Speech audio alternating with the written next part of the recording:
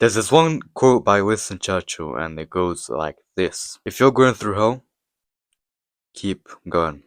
And the reason why I want to talk about this is the fact that during my self-improvement journey, actively trying to quit my bad habits felt like a job. It felt so actively hard working. It wasn't something where I could just go on with the rest of my day and kind of forget about the fact that I don't want to do the bad habits. And the reason why I would fall into temptation, like for example, if I'm hungry and I'm cutting and I want to like eat, is because I never looked at it positively. And that's why I wasn't able to control my impulses. Now, one way that I would like to look at whatever I'm doing, or try not to do actually, think of it like a gym workout or even a push up. I think, yeah, that's some sort of like push exercise for me. If you're about to fall into any of your temptations, pretend like you're in the last rep of your workout. And when everyone behind you and all of your friends are saying, keep going, and you're pushing, you're like, "Urgh," you know what I'm saying? And slowly you'll realize that that impulse that you're feeling is nothing but just an impulse. Now, if you're a man, you'll understand the idea of delayed gratification. And if you don't know what that means yet, delayed gratification is the idea of understanding that your long-term goals are pretty far away to reach, right?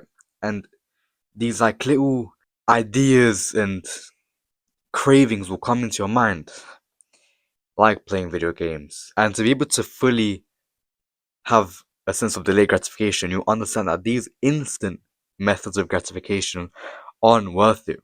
So you say no, because you understand that your greater goal is far more important, like having success, money, a wife, going to heaven, for example, like not sinning. Obviously, we've got to understand the idea that we're not perfect, but the stuff that you can control them. Now, let me tell you about my time when I was on holiday. I don't know if you've seen my most recent video, but let's get into it. Now, the truth is that I was there for like, what, a little while, yeah? A good amount. And for the first 2 days, I was somewhat locked in. Like, I gotta give it to myself. But other than that, down the drain. I advise for anyone who wants to become successful and wants to move out of the country to go on holiday one time and experience how it feels like trying to lock in whilst on holiday. And you'll see the idea that if you're by yourself with no one to motivate you, or if you feel like working hard is a drag, you will fail. And I failed. Like, there's no point in me trying to lie to you. Because the impulses came. I was meant to be stuck to my cut, and next thing you know, for breakfast, I was like just grabbing everything off the menu. Oh, mate, it was banging. But I gained weight. Was it worth it? For like a couple of days or like a couple of weeks of food? Was it worth me getting bigger? The answer is no. Because now it will have to take me like maybe a couple months to cut back down. My desired weight goal, the goal for me to reach it will be extended by another month. And I need to work hard for another month. And this active working hard, trying to overcome your goals, what? This active thing trying to work hard to overcome your temptation, like I mentioned earlier, was because I couldn't control my impulses. Cool. Now let's get on to how you can control your impulses. I've always been a big advocate for meditation. However, I was very inconsistent on holiday. Guess what? That's when I let go of my willpower and all the temptations started coming in. And when I tell people that, you should meditate, they either say, I can't be asked, or like, it's gay, or they get fed up because they fail, or they fail. For me, even though I meditate, I can't just sit there, close my eyes, breathe, without a thought coming in and me getting distracted. That's like human biology. Like, you can't overcome that to an extent. You can suppress it. Be more mindful. And what does mindfulness mean? It means the idea of having delayed gratification through controlling your impulses and seeing your awareness and being more aware of the things that happen around you so that you can first analyze them before you act out of impulse. So the 4-step cycle, let's go into it. Obviously, you close your eyes, right? You're breathing. And usually when you're trying to breathe, you need to focus on some part of your body. It's like either on your nose or like your stomach or like sometimes for me it's my knee, which is unheard of, but you know it works. For me it works. Probably not for you, right? That's step one, and you're focusing on these points whilst you're breathing. Now, step two is when you unconsciously, is subconsciously or one of the two, yeah. You start to think of something, but you don't realize you think of it yet. But that could be a thought about something or someone, right? And you're getting distracted from where you're meant to focus on. So, like for me, it'd be money. Okay, that sounds so weird. Anyway, you're thinking. So you get to step three, you realize, yo, like I'm thinking of something else when I should be meditating. What the hell? I need to get back in. And then step four is you bring yourself back together and you say to yourself, okay, I'm thinking about this. Let's just wrap it up. Let's get back to the breathing and the point of your body, wherever you want to focus on. That is the 4-step cycle of achieving this idea of controlling your impulses. It's not easy. I struggle with it. Everyone who meditates struggles with it to some extent, right? Now, obviously, when you start, it's going to be the hardest, but then you'll be able to suppress it, but you'll never get to zero. At least I don't think anyone has ever gone to zero because we're not superhumans. I'm me and you're you and Bob's there and then Jamal's there. You know what I'm saying? I don't think we talk about meditation enough.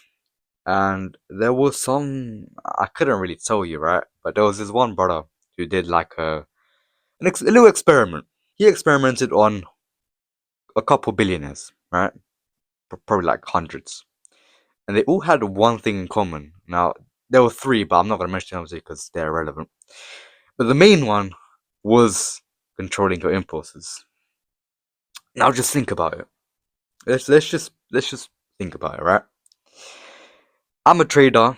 Some people are watching this are probably traders, so I'm going to give it into trading terms, right? In trading, the delayed gratification would be waiting for your plan, but the instant gratification would be having FOMO and then trading too early or trading too late because you feel like the market's already moved, so now you're just trying to spam buy or spam sell, whatever. And through meditation, you'll be able to control this impulse, and you'd zoom out or skip to the left to see like what the markets are doing, and you'd be like, okay, cool. Has this point of liquidity been set here or something like that, right? This was my original point of entry. It hasn't gotten there, so why am I trying to come here yet? And then you'd understand that, cool, with delayed gratification, your win rate will significantly increase. Sorry, my bad. And that's actually helped me. I'll be so honest. Last month was a really bad month of my trading career. Um, very few wins. Very few wins. Most of my evaluations they're in profit, but I did lose some of the profit that I was up, if that makes sense. Recently, I've been placing alerts and trying to do this set and forget thing where instead of you trying to rush into your entry, you just wait for something to get tapped. Does that make sense? Obviously, if you're not a trader, then you could understand to some extent, but not to the extent that other traders will be able to understand. Now, on top of meditation, you can't just meditate and then end up playing video games later and just eating more and stuff like that, right? You have to be able to replace your habits. Us as humans, we live for some form of entertainment. Now, we can have instant gratification methods of entertainment or a bit more where it requires harder work to then feel better, which is delayed gratification. So an example for this would be playing video games where you feel instant gratification because you're watching other people like, I don't know, shoot each other, whatever. And you're not really doing that. Or delayed gratification would be going to the gym, which for me, I hate going to the gym. I've addressed this in another one of my videos. However, after I go to the gym, I feel pretty good. Like, you know what I mean? Like, I can feel the pump. I can, what I'm saying? Yo, I look like, okay, guys, I'm buff. Yeah, I'll pop up a picture somewhere. I'm okay. I'm okay, right? Now, please, if there's one thing that I want you to take from today's lesson is nothing beats that feeling of whatever goals you've had, right? that you've delayed because they're hard to achieve, once you have achieved them, you will reap rewards greater than any sort of method of instant gratification, any sort of Netflix, any sort of video games, any sort of fast food. And me, I'm a pretty big guy, you know what I'm saying? So I struggle with that one sometimes. Not all the time, but sometimes. You have to get through it. Stop planning for your fall through these instant gratification methods and start planning for your flight. Yeah, let me repeat that. Yeah, that's my quote. Yeah, made by me. Yeah, me. Yeah. Let me repeat. Stop planning for your fall and start planning for that flight. You know what I'm saying? Alright, cool. Love.